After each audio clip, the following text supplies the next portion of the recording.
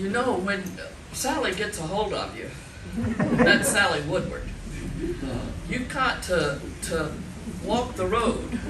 A month ago, I didn't think I'd ever be able to walk in this room, and Sally said, "You just keep working at it, Mary, because we need you there, and we want you on the 13th, not the 20th. And we wanted to do something with Matthew." And I said, "You know, with Sally, you say okay." And sure enough, she gives you enough strength and energy to do it. Well, and Sally and I both agree that we never speak in front of this church with how many ministers here and ministers' wives? 10,000. If you haven't gone to some new book, that maybe they don't know everything. And I knew that I couldn't remember a thing I had learned in seminary about parables. So one of my agendas always is to take on something I don't know anything about, so it forces me to go and read about it. So that's what I did. So I'm laying it all out to let you know what this is about.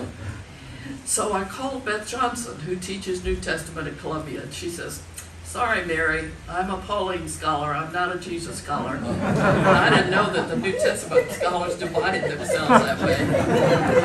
But she said, there is this new book out that is really taking the world by storm, and we think you ought to, that maybe ought to be something you look into because it's about parables. I said, that's the book I want, because maybe these ministers haven't read it. Sure enough, Keith had already bought the book. So you're going to be hearing more from this book. And so basically what I'm doing tonight for a half hour is teaching you about this book. And then I'm passing out a cheat sheet, and each of you, 2 by 2, is going to have to practice what she preaches. It won't take you long, because we don't want it deep and wise. We just want to know what you're thinking. And the name of the person who wrote this book is Amy Jill Levine. Have you read her work? Have you read this book on parables? Well, thank God. I worry more about him than anybody else in this room, even more than Keith. Wouldn't you worry more about him? Well, you won't believe it, but Amy Jill Levine is a New Testament scholar at Vanderbilt Divinity School. She is also a conservative Jew. Now, is that not an interesting combination? She is an expert on Jesus, and she's also an expert on the parables.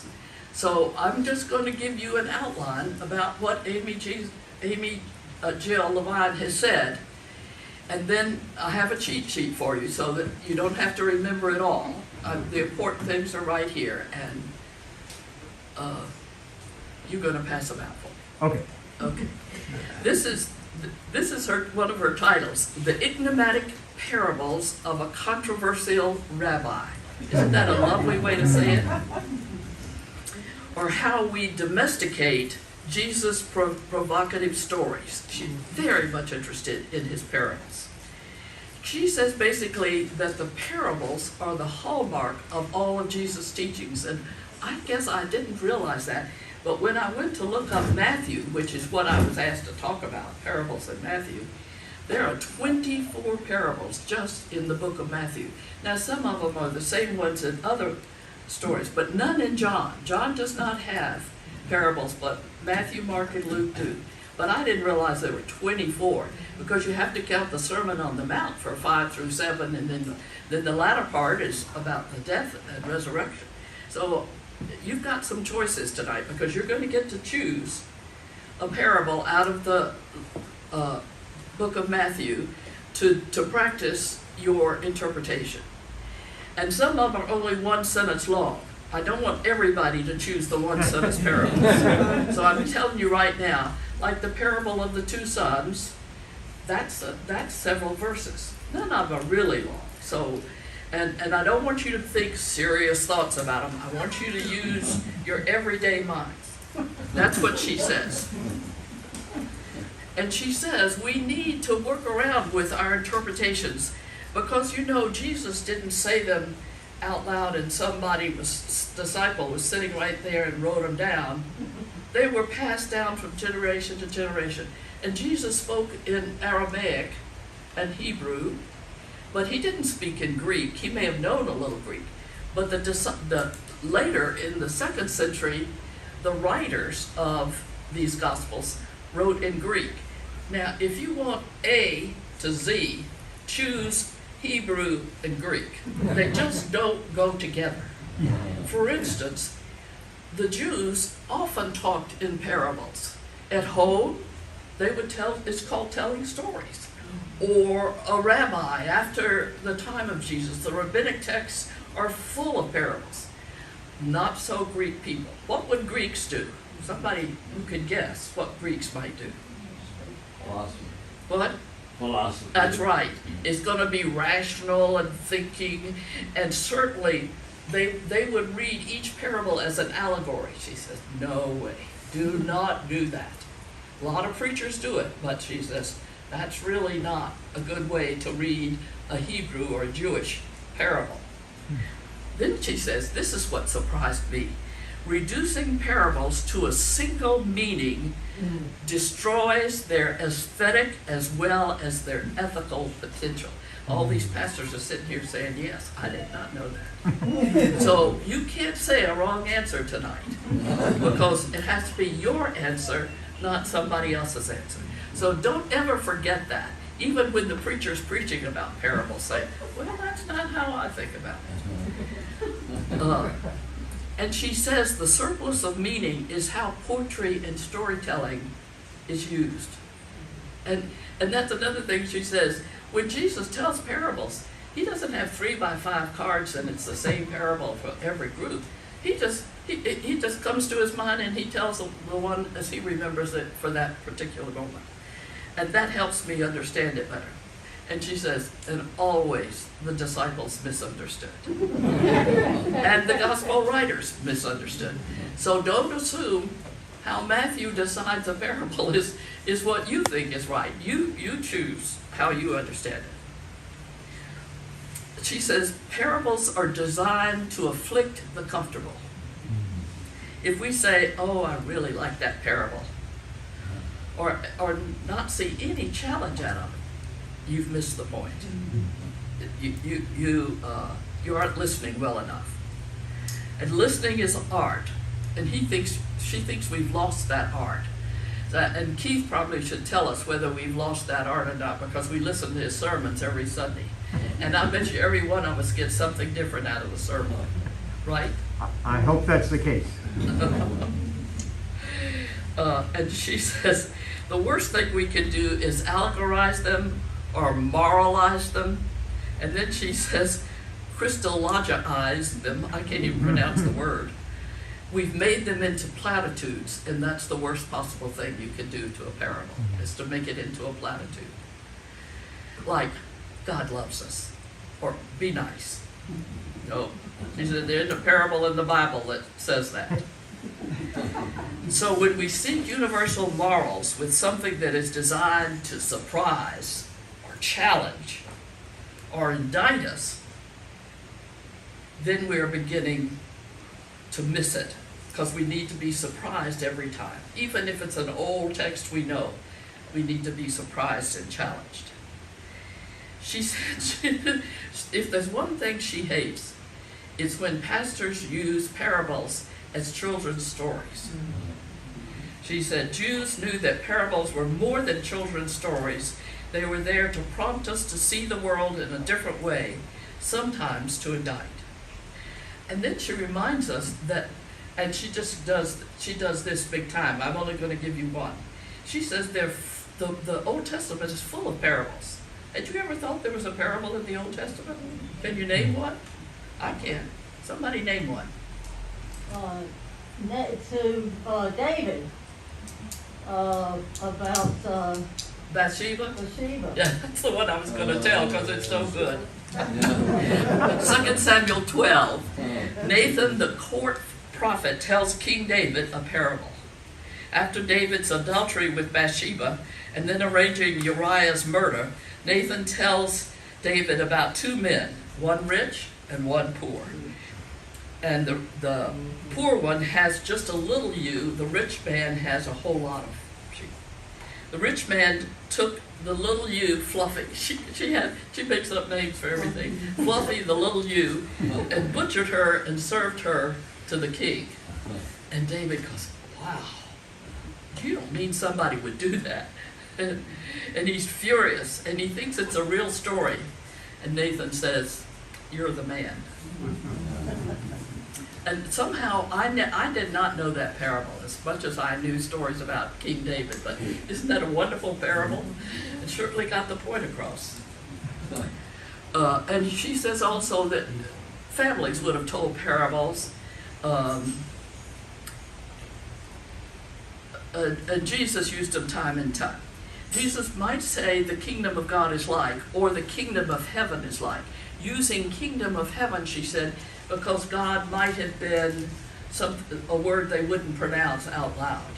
So kingdom of heaven means the same thing in the Jewish family as king. I love having you all here. Just keep shaking your head. And so the Greek meaning actually of parable, the first part of it is para, which means alongside or together with. And then the second syllable is balo, which means to throw. So to throw something alongside something else. The other thing that goes along with that, and she quotes her professor, Ben Witherton III.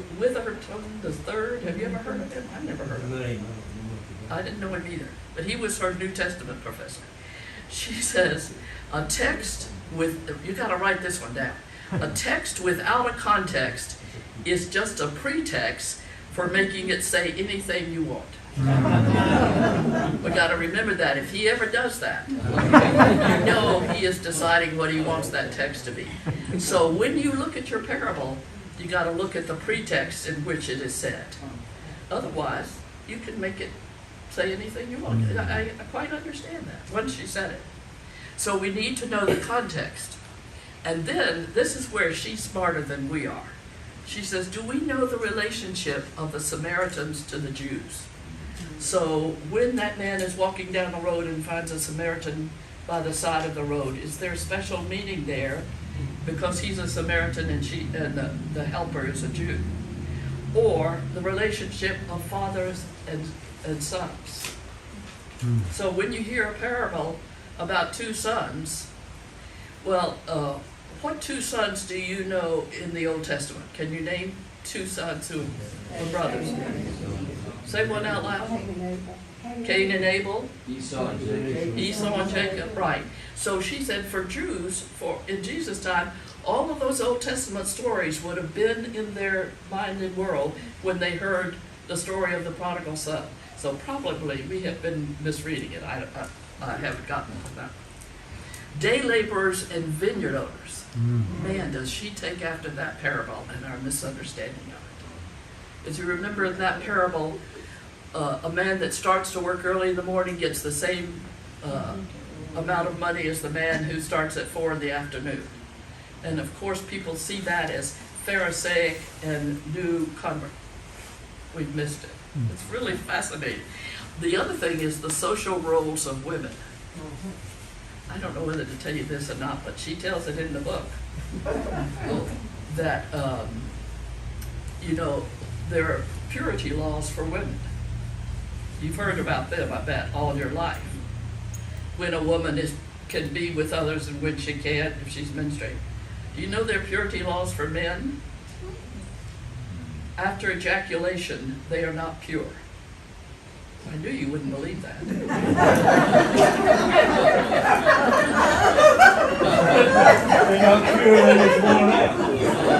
Who can go to the temple to pray? There are Jewish laws about that.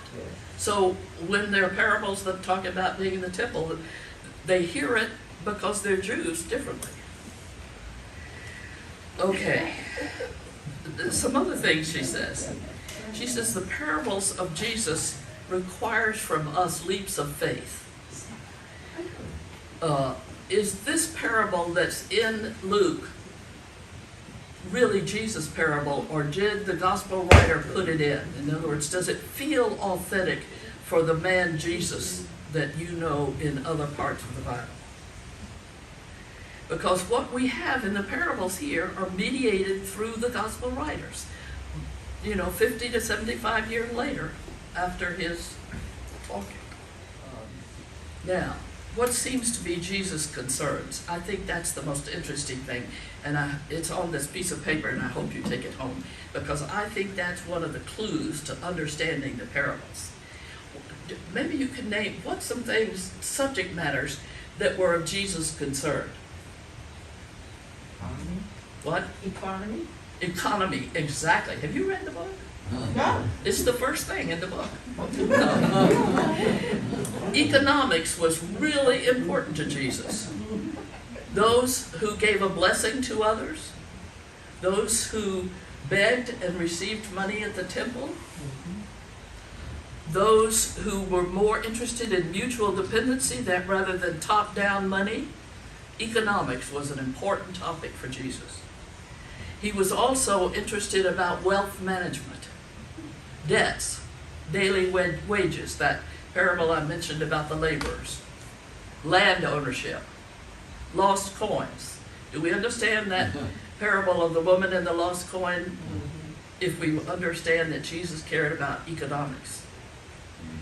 Relationships between parents and children, between siblings. Oh dear, sometimes I want to say to my sons, are you all Christian? I've never seen two men in their 50s who could still disagree coming out of the same home. Neighbors, leaders, caring for the other, servant leadership, humility, prioritizing. Now, man, that one gets me every day. Deciding what it is God would have me to do in certain circumstances. So making a priority about it. Finally, she says, and this one surprised me, the frequent motif of Jesus is celebration, feasting, eating. One of her wonderful statements is, Jesus meets people at the table, not at the altar, whether as host or guest. So think in your head of all the times in the Bible where Jesus was feeding the 5,000, or Jesus went to somebody's house and had supper, or isn't that a wonderful idea? And won't that be marvelous when, do you all celebrate communion at all? We have. During COVID, I mean. Oh, It's so difficult during COVID. yeah. That I find that the worst part of COVID is hearing how people have celebrated communion with a Ritz cracker and something in cellophane. It just is very difficult. You had a little cup and that had both bread and it was wonderful. Oh, well, I've never good. seen that before. So you've had that. Yeah. Keith calls it sip and dip. It's a rip and dip. What they say? Rip and dip. Oh, yes. Just saying. Thanks a lot. The other thing Jesus likes is indiscriminate and disdaining companions. Pharisees, tax collectors, sinners, the 5,000, but there's always feasting. And you remember when he feeds the 5,000, the disciples miss it completely because they say, how are we supposed to get all that bread like that? They have money, they can go get bread. They didn't understand Jesus giving food. Now, the question is not just how did the New Testament people hear the parables, but what do we hear today? And that's what I've been saying. And if there's one message that Levine puts in bold letters, it is to prevent, she calls it the disease of anti-Judaism.